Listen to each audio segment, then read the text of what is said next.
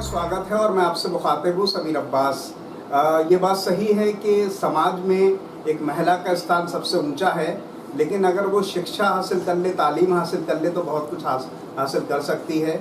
और मैं ये समझता हूँ कि बरेली में पिछले कुछ सालों में बहुत कुछ महिलाओं ने हासिल किया है। उसी में से एक हमारे साथ डॉक्टर उस्मा कमर जी मौजूद हैं। उनके पास इतनी डिग्री हैं जो यकीनन बहुत बड़ी बात है। बीपीटी उन्होंने किया, इसके अलावा और भी बहुत सारी डिग्री उन्होंने बहुत सारे कई सब्जेक्टों में मास्टर किया और बहुत सारे स्कूलों में तजुर्बा हासिल किया। साथ ही उन्होंने ह्यूमन चैन नाम की एक संस्था बनाई तकरीबन 2 साल पहले। उसके ज़रिए से भी समाज के हर तबके तक वो पहुंच रही हैं। साथ में जो हैंडीकैप बच्चे होते हैं उनके लिए भी वो बहुत कुछ काम कर रही हैं।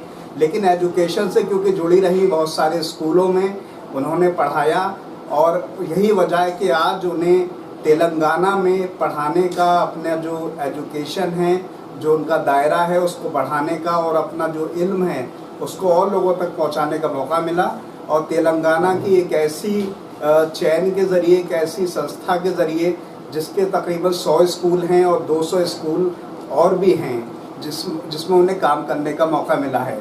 तो हम तमाम विषयों पर बात करेंगे क्योंकि बरेली के लिए भी ये फ़ख्र की बात है, ना ही सिर्फ बरेली बल्कि यूपी के लिए भी फ़ख्र की बात है कि एक महिला इस मुकाम तक पहुंची है।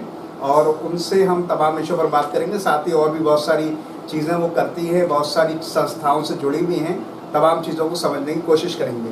तो बहुत सारी चीज़ें मैं एक इंट्रोडक्शन में नहीं बता पाया, ज़ाहिर एक लंबा एक तजुर्बा रहा है। लेकिन हम प्रेजेंट टाइम पर आते हैं। अभी जो आपने तेलंगाना आप गई भी थी और अभी आप जाने वाली हैं, तो उसके बारे में अगर आप थोड़ा सा खुद ही बताएं तो और ज़्यादा बेहतर रहेगा। जी, बहुत बहुत शुक्रिया। और आप हमेशा ऐसी चीज़ों को आगे लाते हैं, मैं हमेशा बहुत अप्रिशिएट करती हूँ और लोगों को भी बोलती हूँ कि वो मोटिवेट हों और ऐसी चीज़ों को, ऐसे मुद्दों को आगे लाएं। तो तेलंगाना की जहाँ तक बात है, वहाँ जिस चेन के साथ मैं जुड़ने जा रही हूँ उनके लगभग 2000 प्ले स्कूल्स हैं और 100 उनके सीबीएसई स्कूल्स हैं, जिसमें से एक सीबीएसई स्कूल में मुझे एडमिनिस्ट्रेशन में काम करने का एक मौका मिल रहा है, उसको हेड करने का मौका मिल रहा है।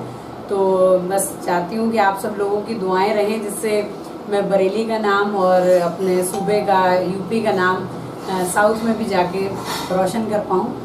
और सबसे बड़ी बात है कि बच्चों को पढ़ाने का, बच्चों को एजुकेट करने में हमेशा ही मेरा इंटरेस्ट रहा है। तो उसी के रहते कुछ ऐसे लोग जो कि मेरे साथ जुड़े थे, बहुत बड़े कंसल्टेंट हैं जी न्यूज़ में जो एजुकेशनल कंसल्टेंट रहे हैं, उन्होंने मेरा नाम इस चेन के लिए रिकमेंड किया और आज मुझे ये मौका मिला है कि मैं वहाँ जाके अपनी सेवाएं दे पाऊँ। तो ये मेरे लिए एक बहुत बड़ी बात होगी। जी जी, तो मैं अब बात यहाँ से आगे बढ़ाऊँगा। एक जहाँ तक मैं भी जानता हूँ, हैदराबाद क्योंकि मैं गया हूँ और भी कई शहरों में साउथ के गया हूँ, तेलंगाना के भी गया हूँ, वहाँ की जो ज़ुबान है उसमें और जो उत्तर भारत के लोग हम लोग हैं उसमें बहुत बड़ा अंतर नज़र आता है। तो ये वहाँ पर कहाँ कैसे आपने सोचा जाने के बारे में, क्योंकि ज़ुबान का, भाषा शैली का, खान पान का, रहन सहन का एक बड़ा अंतर है, ज़ाहिर है एजुकेशन में भी अंतर होगा। तो ये एक एडजस्टमेंट जिसको बोलते हैं, ये करना भी एक अपने आप में मुश्किल है। तो इसके बारे में भी थोड़ा सा अगर बताएं। देखिए, जिस कंट्री में हम रहते हैं, जिस देश में हम रहते हैं, वो विभिन्नताओं का देश है ना। यहाँ पर इसकी पहचान ही इसकी विभिन्नताएं हैं।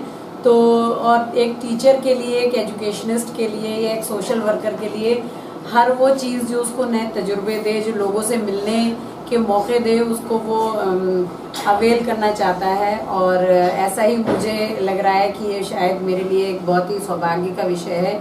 और क्योंकि एक बड़ी शख्सियत ने, मेरे मेंटर हैं वो, उन्होंने मेरा नाम रिकमेंड किया है, तो मुझे ये एक अच्छी अपॉर्चुनिटी लगी। और सबसे बड़ी चीज़ ये है कि एक नई समझ आएगी, एक अलग तरह के लोगों को समझने का मौका मिलेगा, कुछ अलग भाषाओं को जानने का मौका मिलेगा। और साउथ इंडियन फूड मुझे हमेशा से बहुत पसंद रहा है, तो और एक्सप्लोर करूँगी।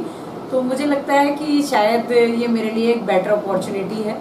और क्योंकि यूपी और बरेली तो मेरा शहर है, मेरी अपनी जगह है, मैं अच्छे और रिच एक्सपीरियंस यहाँ के लिए भी लेकर आऊँगी, ऐसा मैं उम्मीद करती हूँ। अच्छा, जहाँ तक मुझे पता है आप जिन स्कूल में पढ़ाती रही हैं, मुझे थोड़ी सी जानकारी मिली, ह्यूमैनिटी आपका सब्जेक्ट रहा है।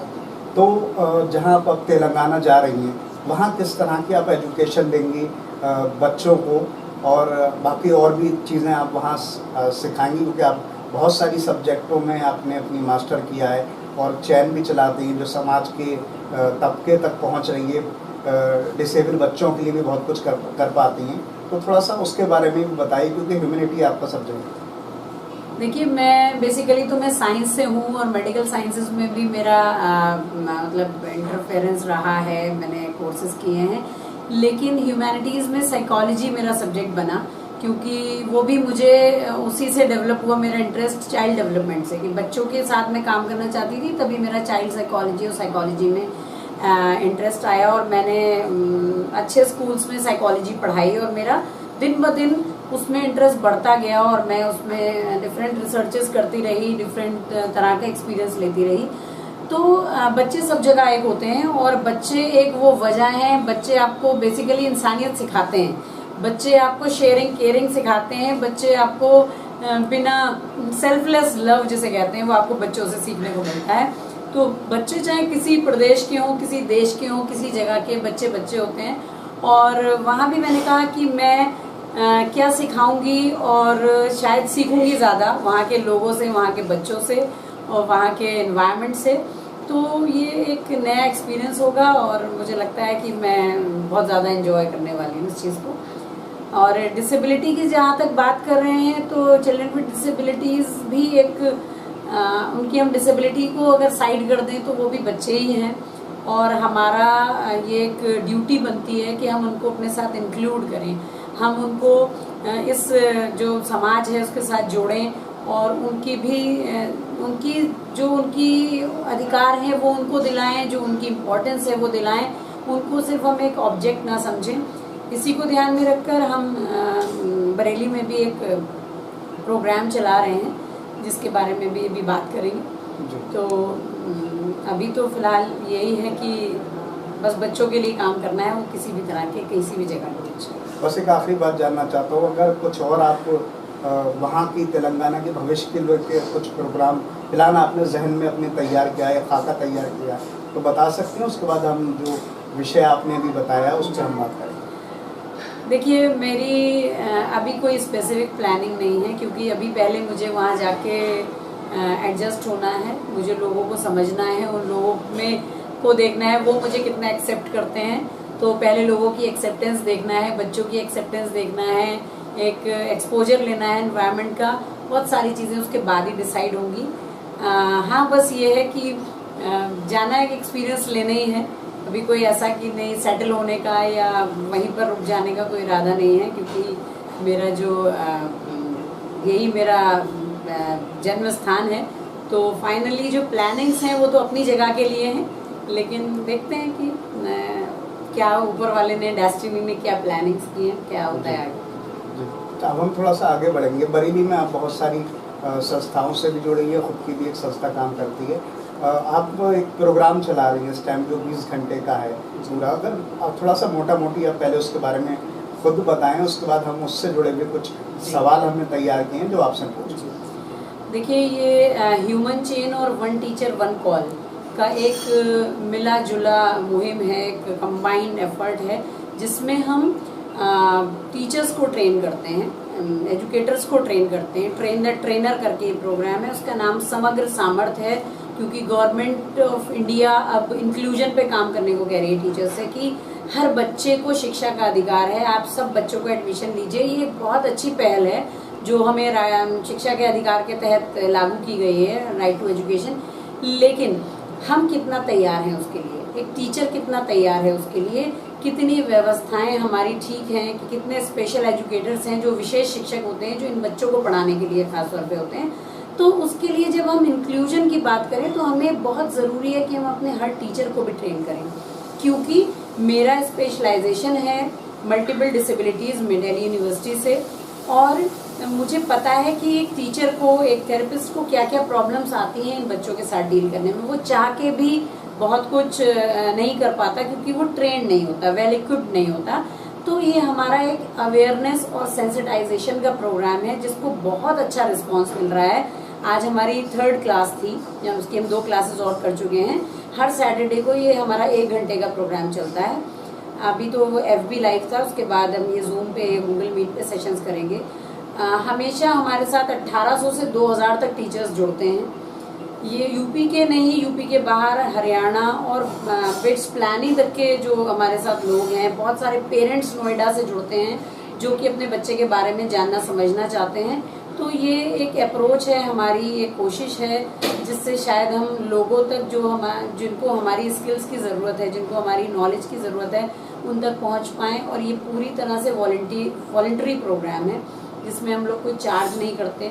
हाँ, जो ट्रेंड होंगे और जो सीरियसली इस प्रोग्राम को अटेंड करेंगे उन सारे पार्टिसिपेंट्स को ह्यूमन चेन एक सर्टिफिकेट प्रोवाइड करेगा, जिससे वो एटलीस्ट इन बच्चों को समझ सके, इन बच्चों का इनकी क्या नीड्स हैं वो समझ सके और इन बच्चों को सही जगह पर पहुंचा सके। जी, आपने जो समर्थ सामग्र,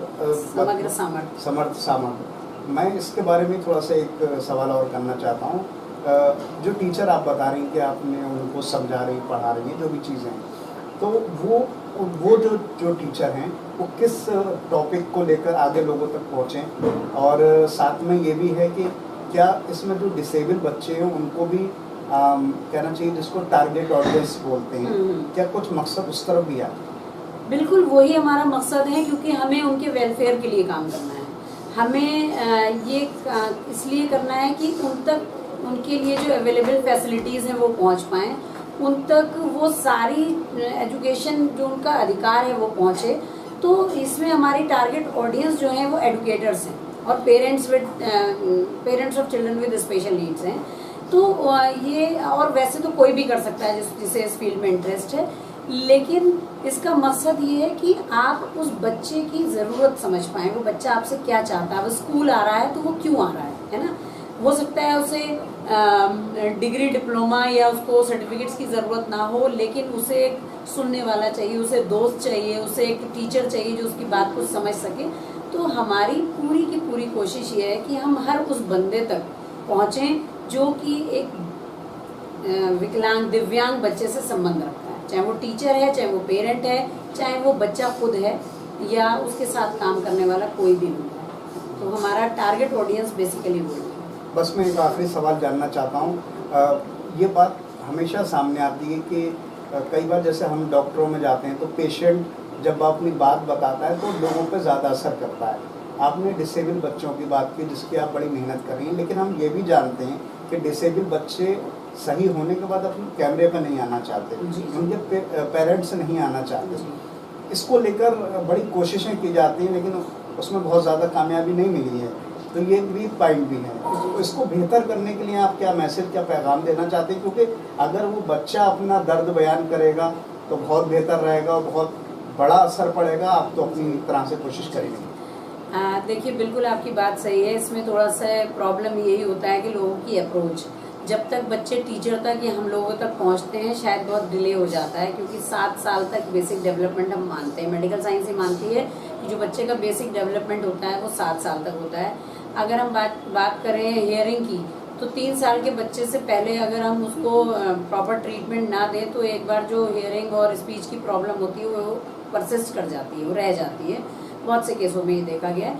तो कहने का मतलब ये है कि बस मेरी आपके ज़रिए अपनी सोसाइटी से ये अपील है कि अगर शुरुआत में ही किसी बच्चे में डेवलपमेंटल डिले है, उसके विकास में कोई कमी है, वो बच्चा अभी जो आज हमारा विषय था वो भी चाइल्ड डेवलपमेंट का था, वो बच्चा बैठ नहीं पा रहा है, चल नहीं पा रहा है, बोल नहीं पा रहा है समय से, तो जितनी जल्दी हो सके वो एक बाल रोग विशेषज्ञ पीडियाट्रिशियन को संपर्क करें, एक थेरेपिस्ट को संपर्क करें, एक स्पेशल एजुकेटर को संपर्क करें।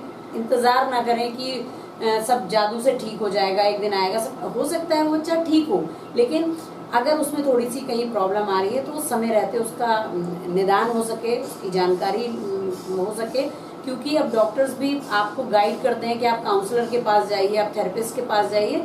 तो ये बहुत ज़रूरी है कि समय रहते उसका पहचानना। तो अगर आपके संपर्क में, आपके आसपास, आपकी फैमिली में कोई भी बच्चा इस तरीके का है तो प्लीज़ उसको सही जगह पहुंचाने की कोशिश करिए, जिससे हम लोग भी टाइमली उसका निदान कर पाएं, और जो पेरेंट्स जिनको फ़ायदा हुआ है किसी भी थेरेपी से, एजुकेशन से, तो वो प्लीज़ इसको छुपाने की बजाय सामने लाएं, जिससे और लोग भी हेल्प मतलब मोटिवेट करिए सोसाइटी को, जिससे और लोग भी मोटिवेट होकर आगे आएँ और हम सब मिलकर एक अच्छी हेल्दी सोसाइटी का निर्माण कर सकें। वैसे सारी बातें होंगी, अगर कोई आखिरी में मैसेज पैगाम देना चाहते हैं, क्योंकि आप एक बड़ी कोशिश का हिस्सा हैं और अब जो है कहते हैं नहीं कि खुशबू जो है वो महक अपनी जो है जगह जगह छोड़ जाती है, इसीलिए आप तेलंगाना जा रही हैं, वहाँ भी अपने जैसे फूल अपनी खुशबू हर जगह पहुँचाता है, उसी तरह आप भी वहाँ पहुँच रही हैं। कोई मैसेज देना चाहती हैं बरेली की आवाम जनता को दे सकते हैं? देखिए, बरेली में बहुत अच्छे लोग हैं जो बहुत अच्छा काम कर रहे हैं, और मेरा ख़ास तौर पे मेरा यूथ से ये रिक्वेस्ट है कि अपना जो भी खाली टाइम है उसमें आप प्लीज़ सोशल ऑर्गेनाइजेशन से जुड़िए, उनके मकसद को जानिए। और मीडिया से भी रिक्वेस्ट है कि बहुत ऐसे लोग हैं जो ग्राउंड लेवल पे बहुत अच्छा काम कर रहे हैं, उनको आगे लाइए, उनको सपोर्ट करिए, जिससे वो अपने मकसद में कामयाब हो सकें। और हम बरेली के जो रिच कल्चर है, जो बरेली में जो आपने देखा होगा भी बहुत सी आर्टिस्ट बरेली से निकले हैं, बहुत सारे ऑथर्स निकले हैं, तो वो सारे लोग लाइमलाइट में आए, लोग उन्हें जाने, और जिससे और मोटिवेशन मिले और हमारे बरेली का इंडिया में क्या, इंडिया से बाहर भी नाम रोशन हो। बस मेरा यही संदेश है। बहुत सारी आपको शुभकामनाएं हमारी तरफ से। आप जैसे वसीम साहब का एक शेर है कि जहाँ जाएगा वहाँ रोशनी लुटाएगा, किसी चिराग का अपना मौका नहीं होता। तो मुझे लगता है उसी से सीखते हुए आज आप एक मंजिल और मुकाम को बढ़ाते हुए एक कारवां की तरह बदायूं, बरेली और जगह होते हुए अब तेलंगाना तक जा रही है। बहुत सारी शुभकामनाएं हैं, आप आगे बढ़ें और नाम रोशन करें। शुक्रिया, बहुत बहुत शुक्रिया, और बहुत सारी दुआएं आपके लिए और बरेली के लिए। Thank you so much. तो हमारे साथ थी डॉक्टर उस्मा कमर जी, जिनसे हमने तमाम विषयों पर बात की। यकीनन मैं हमेशा कहता हूं कि बहुत सारी बातें होंगी, हम बहुत सारी सच्चर कमेटी की रिपोर्ट और तमाम बातें करते हैं, लेकिन ये भी ज़रूरी है कि अगर इंसान कोशिश करे तो बहुत कुछ हासिल कर सकता है। उसकी एक बहुत बड़ी एग्जाम्पल डॉक्टर उस्मा कमर जी हैं, और वो तेलंगाना में एक बड़ी संस्था से जुड़ने वाली हैं। शुभकामनाएं हैं उनके लिए। और उनके लिए आखिरी में ये शेर है मेरी तरफ से कि मंजिल समझकर बैठ गए जिनको चंद लोग, मंजिल समझकर बैठ गए जिनको चंद लोग, मैं ऐसे रास्तों से गुजरता चला गया। जो इंसान मंजिल को सब कुछ समझ लेगा वो वहीं रह जाएगा, और जो आगे बढ़ेगा वो मुकाम तक भी पहुंचेगा। हमारी ढेरों शुभकामनाएं हैं। बहरहाल इन तमाम बातों के साथ मैं समीर अब्बास।